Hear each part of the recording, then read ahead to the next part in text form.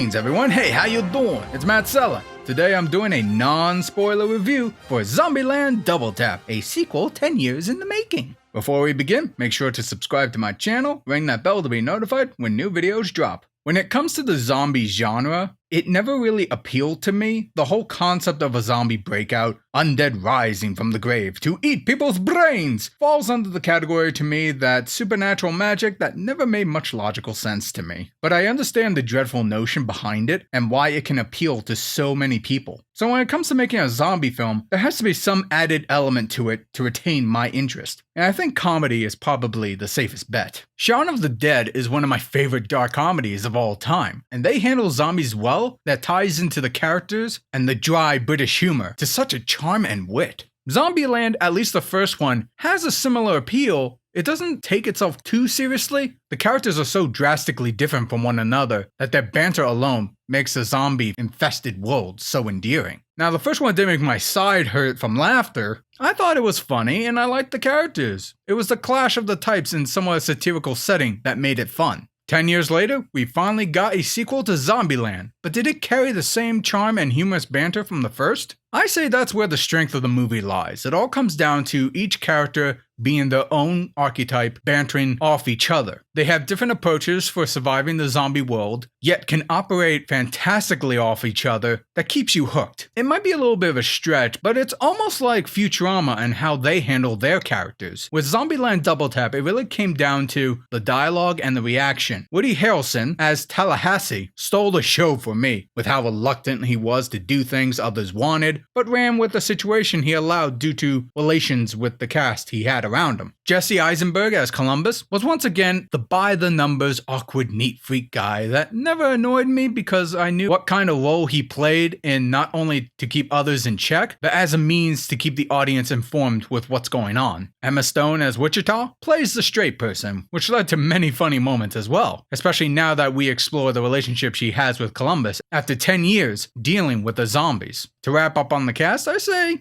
as great as Abigail Breslin, I apologize if I butchered that name, returning as Little Rock, I wish she had more moments to shine in this movie. One of the biggest concerns about the movie being made so late in the game, Abigail was a little girl in the first movie, but I'm glad they actually wrote a decent story around her age and being an adult and wanting to go out into the world to find someone special. That being said, my real big negative is the zombies themselves. Yes, the film expands upon them in small dosage, explaining how much of the humans learned about them within the last 10 years. They go into a new possible angle with them, but the explanation was so brief and to the point, it acted more of a, here's the thing, that's how it is, let's move on. Don't get me wrong, I'm okay with how they establish lore of the zombies on a fundamental level. I just wish we got more of the dire nature of this presence. Like zombies were really only a thing if the story needed a foil. And there were a few ideas they set up. While they act as a potential set piece later on, they don't quite go over the emotional or dynamic clash of what that could mean to what was established for some other characters in this world. But in spite of that, this movie works for me because it's not about an in-depth story of zombies or a horrific commentary on society. It's about the characters, their individual needs, and their reaction to various situations. The idea is not what about the zombies. The film wants it to be about the guys and why you would want to be around them when the outbreak of undead happens. In a post-apocalyptic world, their banter, their individual tics is what makes this Zombieland a ride to be in.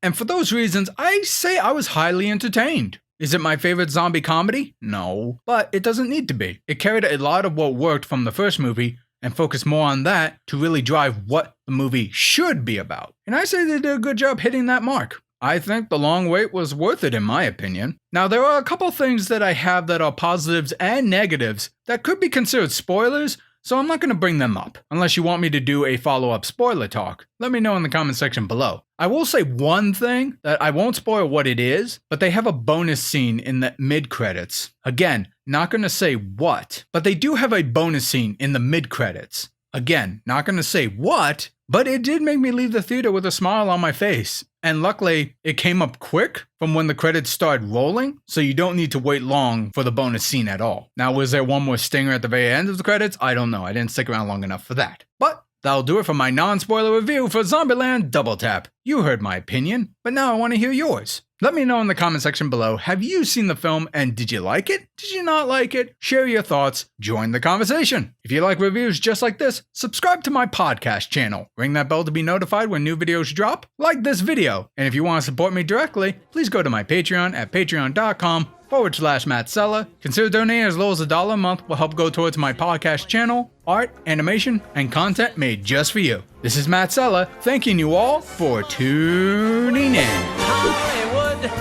Where the streets are paved with gold, where the kitties never grow. In Hollywood,